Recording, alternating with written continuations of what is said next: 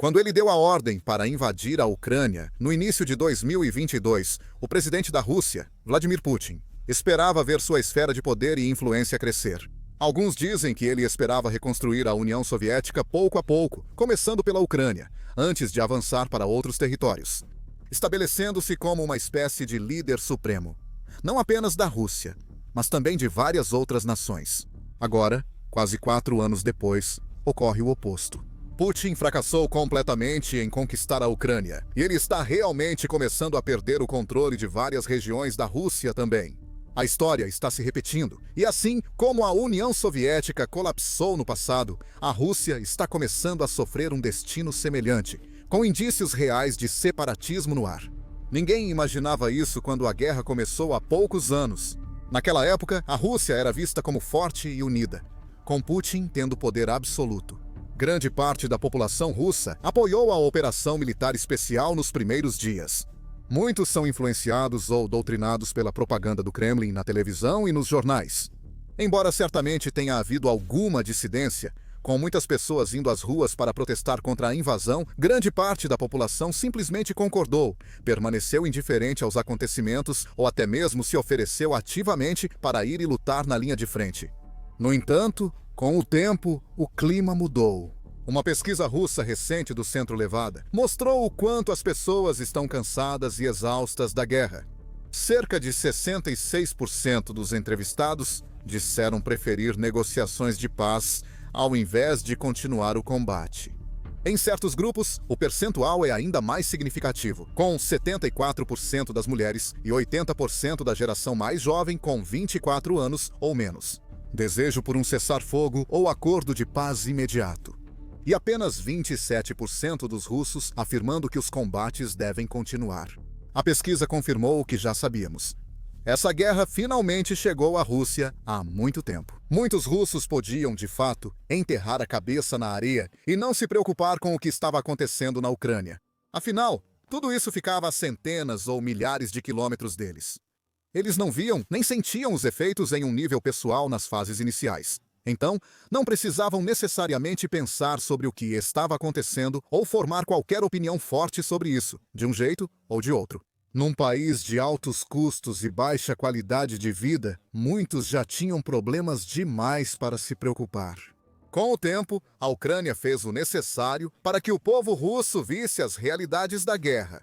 As forças de Kiev fizeram incursões além da fronteira russa, como a ofensiva de Kursk de 2024, e realizaram diversos ataques de longo alcance contra aeródromos, refinarias, postos de comando, depósitos de munição e outros alvos estratégicos em toda a Rússia. Muitos desses ataques são testemunhados e até mesmo registrados por câmeras por russos comuns, que agora veem e ouvem regularmente o zumbido característico dos drones ucranianos sobrevoando em direção a mais um oleoduto, tanque de petróleo ou ativo militar russo a ser destruído. O povo russo sente os efeitos da guerra de várias outras formas. Muitos viram pessoas conhecidas se ferirem ou morrerem nas linhas de frente da Ucrânia. Especialmente porque algumas estimativas recentes sugerem que a Rússia já sofreu até 14 milhões de baixas desde o início da invasão em grande escala. Outros têm amigos ou familiares que ainda estão vivos, mas ainda não voltaram para casa. Eles são forçados a se perguntar, enquanto os dias passam, se verão novamente seus amigos, familiares e entes queridos, ou se eles também serão incluídos nas enormes baixas do Kremlin. Milhões de russos também sofrem os efeitos financeiros da guerra. Com o tempo, as sanções de diversos países ocidentais enfraqueceram gradualmente a economia do Kremlin. O rublo desvalorizou e os preços de itens essenciais, como alimentos e combustíveis, subiram. Falando em combustível, muitas regiões russas atualmente enfrentam uma crise dramática de combustível também, em grande parte devido aos ataques cuidadosamente orquestrados da Ucrânia à infraestrutura petrolífera. Como resultado, centenas de postos de gasolina não tiveram outra opção a não ser fechar. E outros se sentiram obrigados a impor limites rigorosos sobre a quantidade de combustível que cada cliente pode comprar. Em resumo, mesmo para aqueles que não perderam ninguém ou não foram diretamente impactados pela guerra, mesmo assim, a vida deles fica mais difícil, pois o dinheiro que ganham e guardam vale bem menos agora. E inúmeras liberdades pessoais, desde a liberdade de viajar até a liberdade de expressão, foram restringidas pelo Kremlin. A pesquisa mostra que 58% dos entrevistados disseram que a operação militar especial impactou suas vidas ou de suas famílias, e 22% afirmaram ter sido muito afetados. Em partes da Rússia, essas pessoas irritadas, cansadas e frustradas não ficam apenas sentindo pena de si mesmas. Elas estão começando a agir ativamente, liderando apelos por algum tipo de rebelião ou movimento para se separarem e separarem suas terras do restante da Rússia, para cortar os laços com o Kremlin de uma vez por todas. Uma das regiões onde isso está acontecendo é a República de Sakha, também conhecida como Iacútia. A República de Sakha é o maior sujeito federal da Rússia e a maior subdivisão de país do mundo, com mais de 3 milhões de quilômetros quadrados. Ela ocupa grande parte do Distrito Federal do extremo leste da Rússia e abriga Iakutsk, famosa por ser a cidade grande mais fria do mundo. Antes habitada por povos nativos e migratórios, a região foi colonizada pela Rússia no século XVII. Sempre existiu ressentimento nesta região da Rússia, com muitos irritados sobre como Moscou tratou sua terra. Ciente disso, Putin se esforçou para controlar totalmente a região e reprimir qualquer possibilidade de levante. Ele promoveu reformas legais e impôs restrições para limitar a autonomia da República. E em 2016, ele até criou um programa estatal chamado Hectare do Extremo Oriente, oferecendo aos cidadãos russos seus próprios lotes de terra, se estivessem dispostos a migrar para a região do Extremo Oriente. Não surpreende que Putin queira controlar firmemente a República de Sakha, devido à sua grande riqueza em recursos naturais.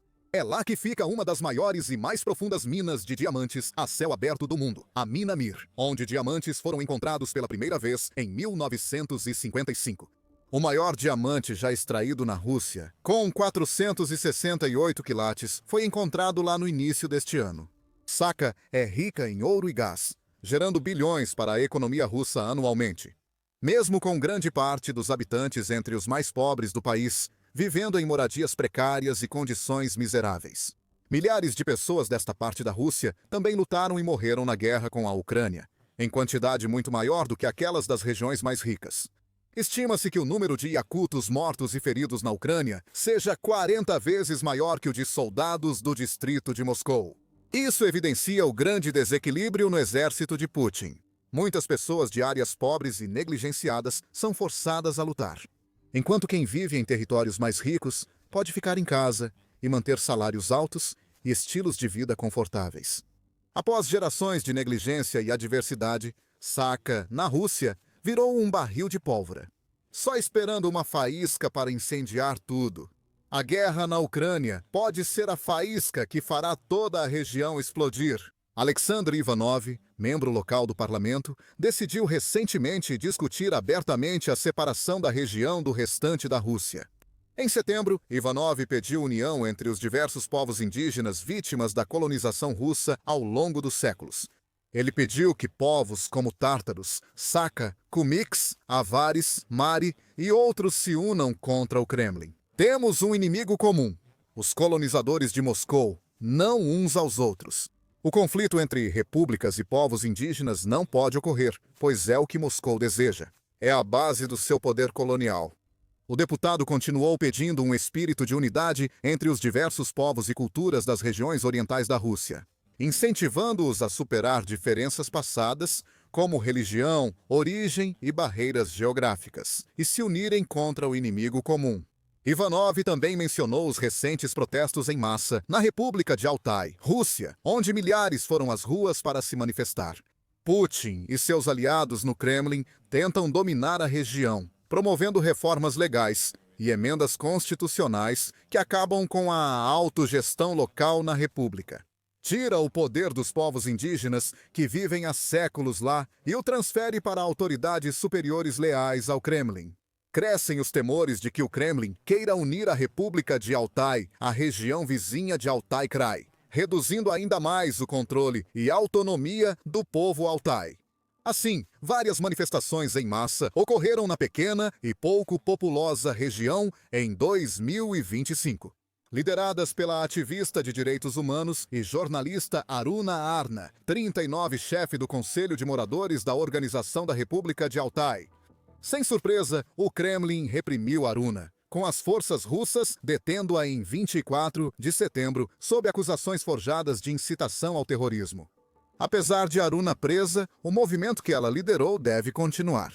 E o Kremlin não pode simplesmente usar uma varinha mágica e apagar a raiva, o medo e a frustração de toda uma população.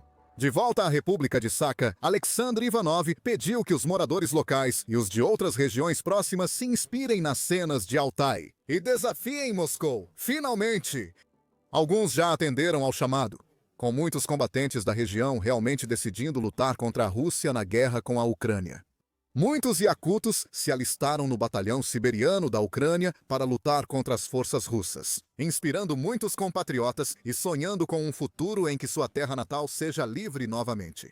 E não é só na República Sakha que ondas de resistência e rebelião estão surgindo. Na região da Ingushétia, a situação está se tornando bem mais explosiva. Localizada no norte do Cáucaso, na fronteira com a Geórgia, a República da Ingushétia é a menor subdivisão federal da Rússia, fora das cidades, e abriga o povo inguxe, com população de pouco mais de 500 mil. É uma das regiões mais pobres e instáveis da Rússia, com longa história de violência, corrupção e crime. Recentemente, essa pequena república muçulmana virou uma zona de guerra, com confrontos contínuos entre o Exército de Libertação Inglês, fundado em 2023, e as autoridades russas. Quase todo mês ocorre algum tipo de ataque. Em junho, militantes ingleses usaram drones para atacar um posto russo na Ossétia do Norte, matando 2 oficiais do Serviço Federal de Segurança. Em agosto, ataques incendiários coordenados atingiram depósitos militares no Daguestão. O Exército de Libertação Inglês divulgou vídeos de suas tropas armadas, organizadas e em patrulha, aguardando novas ordens. Eles fazem parte de uma tendência maior que se espalha rapidamente pelo Cáucaso. Outra formação separatista também surgiu lá, conhecida como Movimento de Libertação do Cáucaso. Chechenos, daguestaneses e ingleses lutam juntos sob a mesma bandeira contra os colonizadores russos. A Ucrânia tem ajudado esse movimento de forma inteligente. Com a principal diretoria de inteligência de Kiev, a diretoria principal de inteligência, fornecendo todas as informações táticas importantes para ajudar os combatentes da resistência anticolonial em sua missão. Com isso, o movimento realizou recentemente um ataque preciso e explosivo contra um tenente-coronel russo de uma unidade local de contra-sabotagem, matando o oficial, o motorista e o assistente. Ataques assim enviam uma mensagem clara que o Kremlin deve ouvir. Em toda a Rússia, as pessoas estão cansadas de serem tratadas como gado. Com muitos filhos, irmãos e maridos sendo retirados das ruas e enviados para morrer na Ucrânia. Cansados de ver suas terras devastadas para enriquecer a elite de Moscou, eles não aceitarão mais isso. Se o Kremlin não ouvir ou ajudar essas pessoas, Kiev vai intervir com prazer. É isso que o Diretoria Principal de Inteligência Ucraniano tem feito, com Kirilo Budanov liderando a iniciativa para inspirar. Separatistas fomentam rebeliões e incentivam minorias étnicas e indígenas da Rússia a desafiarem o Kremlin e se manifestarem. Analistas agora chamam essa estratégia de Plano de Budanov. É simples e muito eficaz. Nas regiões de Sakha, Altai, Gushecha e outras, os agentes de Budanov apenas falam a verdade. Eles estão contando às pessoas o que realmente está acontecendo nesta guerra, mostrando fatos e dados de como o Kremlin foca minorias e regiões pobres no recrutamento, enviando milhares de iacutos, daguestaneses, ingleses e outros povos indígenas à morte na Ucrânia, usando-os como nada mais do que bucha de canhão descartável em uma guerra inútil que não tem fim à vista. Eles estão explicando como, mesmo que as pessoas dessas regiões representem menos de 10% da população total da Rússia, de alguma forma elas correspondem a cerca de 40% de todos os seus soldados contratados. E quando as comunidades ouvem essas estatísticas e entendem que, mais uma vez, são elas que estão sendo exploradas e abusadas, enquanto os oficiais do Kremlin e a elite de Moscou vivem no luxo. Isso os faz lembrar de inúmeros outros exemplos no passado, quando suas terras e seu povo foram tratados como menos dignos, menos importantes e até menos humanos. Isso, inevitavelmente, gera uma raiva crescente de geração em geração, pronta para explodir. Os agentes de inteligência ucranianos também estão ativamente entrando em contato, e fazendo contato com as pessoas que estão prontas e dispostas a promover mudanças. Redes subterrâneas de insurgentes e ativistas exilados. Eles oferecem inteligência, treinamento e logística, ajudando-os a criar a base para começar uma resistência contra seus opressores do Kremlin. Para a Ucrânia, é uma situação vantajosa. Quanto mais tumulto na Rússia, mais fraco fica o Kremlin. Com a fragmentação da sociedade russa, o ressentimento crescerá e a imagem de Putin como líder todo-poderoso começará a ruir. Além disso, se a Rússia tiver que dedicar dinheiro, recursos e possivelmente até soldados para combater levantes em suas próprias regiões, terá menos recursos para gastar lutando contra a Ucrânia. E não são apenas os povos indígenas e as minorias étnicas que estão ficando cansados da guerra e das ações do Kremlin. Como mostrado pela pesquisa citada, a maioria dos russos, independentemente da idade ou origem, deseja o fim desse conflito. Pouquíssimos apoiam a perspectiva de ações militares contínuas na Ucrânia, e muitos estão simplesmente desesperados para voltar a um estado de paz. Era isso que Putin temia. Ele tentou manter o povo ao seu lado durante toda a guerra na Ucrânia. Por isso, ele insiste em chamar de Operação Militar Especial, pois não tem as mesmas associações e conotações da palavra guerra. Ele também usou todos os truques habituais do seu repertório, espalhando mentiras e propaganda, distorcendo a verdade para criar uma falsa imagem do progresso e importância da guerra. Ele chegou ao ponto de restringir ou bloquear o acesso a vários veículos de notícias online e sites populares como o YouTube, para dificultar ao máximo que o povo russo comum descubra a verdade sobre o que realmente está acontecendo na Ucrânia. Mas todo o esforço de Putin está mesmo ruindo. Sejam indígenas em Altai lamentando perdas na Ucrânia ou cidadãos de cidades como Nizhny Novgorod. Precisa gastar boa parte do salário só para abastecer o carro? Muitos russos sentem os efeitos da guerra como nunca e ficam mais irritados quanto mais percebem isso. Portanto, pode ser apenas uma questão de tempo até que sussurros de rebelião e movimentos separatistas incipientes se transformem em uma fragmentação em larga escala da Federação Russa. Saiba mais sobre como a situação de Vladimir Putin piora diariamente neste vídeo. Até propagandistas do presidente mudaram de posição, como um apresentador russo que admitiu recentemente que a Ucrânia não irá fracassar. Veja este vídeo que mostra estatísticas chocantes da ofensiva fracassada da Rússia no verão e suas consequências para a guerra. Se você ainda não fez isso, não se esqueça de se inscrever no nosso canal confiável, assim você pode se manter informado e por dentro de tudo o que está acontecendo na Ucrânia, na Rússia e em outros países ao redor do mundo. E obrigado por assistir.